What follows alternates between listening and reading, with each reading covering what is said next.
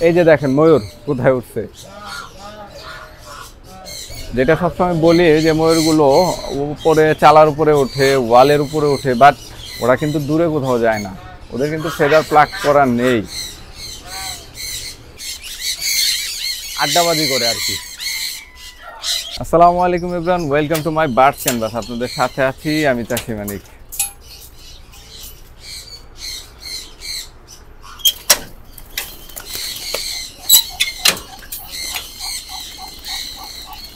বেরো বেরো বেরো বেরো বেরো।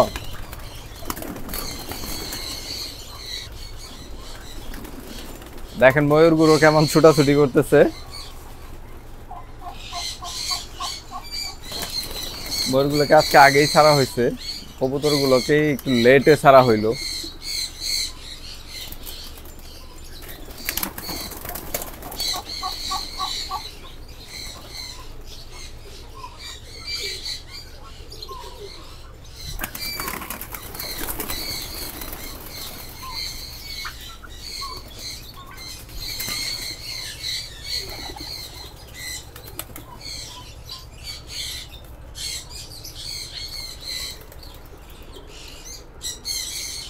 কবুতর সহ অধিকাংশ পাখিদেরই এখন হচ্ছে মল্টিং অর্থাৎ পালক পরিবর্তন করার সময়। এই যে দেখেন চারদিকে কি পরিমাণ পালক ঝরে পড়ে আছে।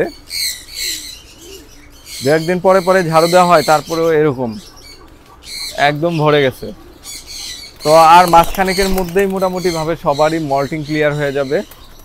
আর কবুতরগুলো শীতের ওড়ার জন্য, রেসের জন্য রেডি হয়ে যাবে ইনশাল্লাহ।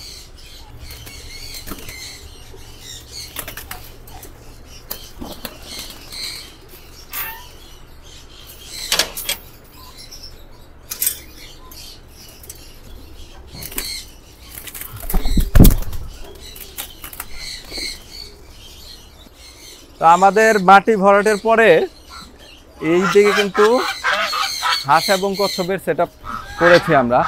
এই যে দেখেন ময়ূর কোথায় উঠছে। যেটা সবসময় বলি যে ময়ূরগুলো উপরে চালার উপরে ওঠে, ওয়ালের উপরে ওঠে, বাট ওরা কিন্তু দূরে কোথাও যায় না। ওদের কিন্তু ফেদার প্লাক করা নেই। ময়ূরদের ডাকটা শুনতে পেলেন কিছুক্ষণ আগে, চমৎকার ডাক। ওটা একটা ফিমেল। তো এই যে এখানে হচ্ছে আমাদের কচ্ছপগুলোকে রাখার ব্যবস্থা করছি। যদিও আমরা চেষ্টা করতেছি পার্মানেন্ট একটা সেটআপ তৈরি করার জন্য, বাট এখনই এটা সম্ভব হচ্ছে না। ইনশাল্লাহ স্টেপ বাই স্টেপ এটা আমরা করে ফেলবো। কচ্ছপের সেটআপের ঠিক পাশে হচ্ছে হাঁসদের জন্য ঘরটা বানানো হচ্ছে। এই যে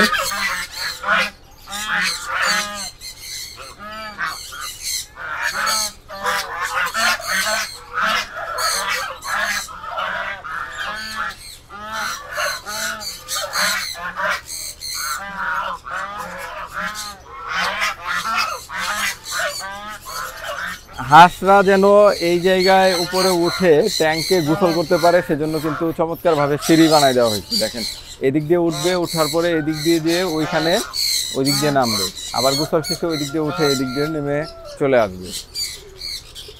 আর হাঁসদের ঘরে ঠিক পাশেই হচ্ছে আমাদের খরগোশগুলোকে রাখা হয়েছে। এই যে এই হচ্ছে আমাদের খরগোশগুলোকে অনেকদিন দেখানো হয় না।